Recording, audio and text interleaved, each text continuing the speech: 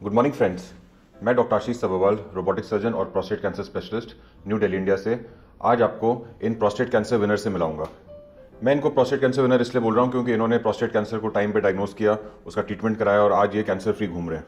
इनकी as 59 years थी। इनको प्रोस्टेट कैंसर स्टेज 1 डायग्नोस हुआ था और इन्होंने रोबोटिक सर्जरी कराई थी 3 मार्च 2023 को, मतलब आज से 6 महीने पहले। आज 18 सितंबर है और आज ये कैंसर फ्री हैं। आइए इनसे इनके मुंह पूरी इनकी कहानी सुनते हैं। हाय, गुड मॉर्निंग। मेरा नाम सुरेंद्र कुमार शर्मा है और मैं 59 ईयर्स ओल्ड, मैं दिल्ली से हूँ।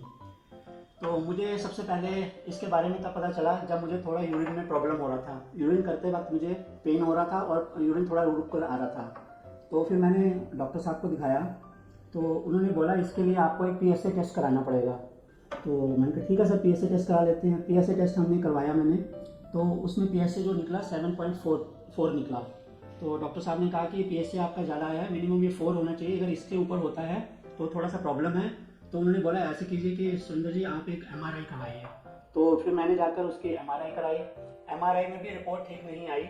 तो उन्होंने बोला सुरेंद्र इसमें भी रिपोर्ट ठीक नहीं आई, तो इसके लिए हमें बायोप्सी के लिए जाना पड़ेगा ताकि हम कंफर्म कर सकें कि आपको कैंसर की प्रॉब्लम है।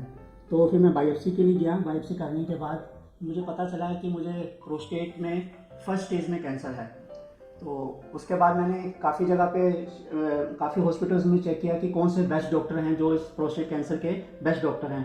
मैं काफ़ी हॉस्पिटल्स में गया, सभी ने मुझे ये बोला कि आपको इसको रिमूव ही कराना पड़ेगा।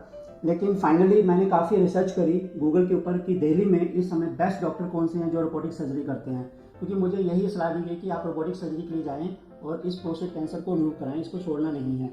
तो मैंने काफ़ी सर्च करने के बाद गूगल में मुझे पता चला कि डॉक्टर आशीष अग्रवाल जो अपोलो हॉस्पिटल में बैठते हैं, he is the best in business. तो मैंने जाके उनसे पर्सनली मिला, उनसे जाकर, और मुझे मिलने के बाद उन्होंने काफ़ी सेटिस्फेक्शन दिया और मुझे बहुत अच्छा लगा। तो उन्होंने बोला सुरेंद्र जी इसका सबसे अच्छा ट्रीटमेंट यही है कि आप इसकी रोबोटिक सर्जरी कराएं और इसको रिमूव कराएं, इसको छोड़ना नहीं है। तो मैंने डॉक्टर साहब से जैसे उन्होंने कहा मैंने वैसा ही किया। उसके बाद कुछ टेस्ट वगैरह कराए गए और उसके बाद मैंने 3 मार्च 2023 को मेरा ऑपरेशन हुआ अपोलो में। वहाँ पे मैं कोई 3 से 4 दिन रहा।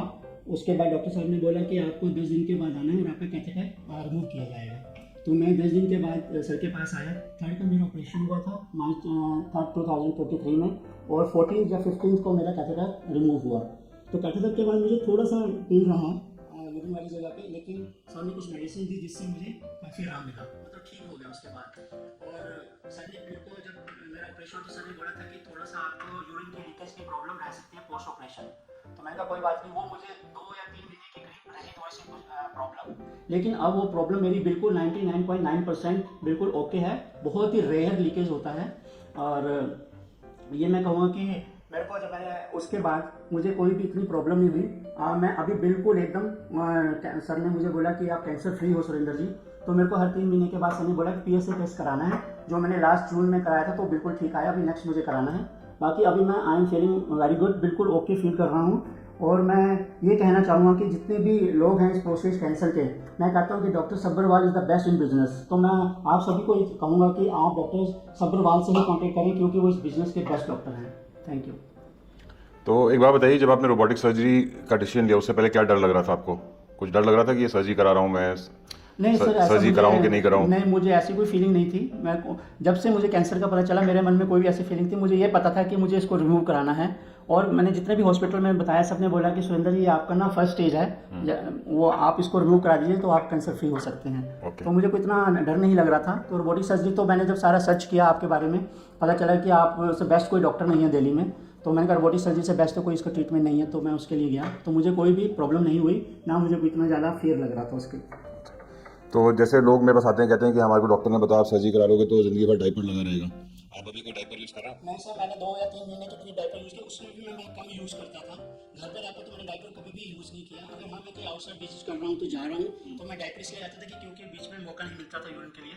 तो डायपर मैंने अब बिल्कुल भी लगाना, पिछले 3 महीने से मैं बिल्कुल डायपर नहीं लगा रहा हूँ। मैं उसके बिना ही जा रहा हूँ। तो मुझे कोई लीकेज की प्रॉब्लम नहीं है।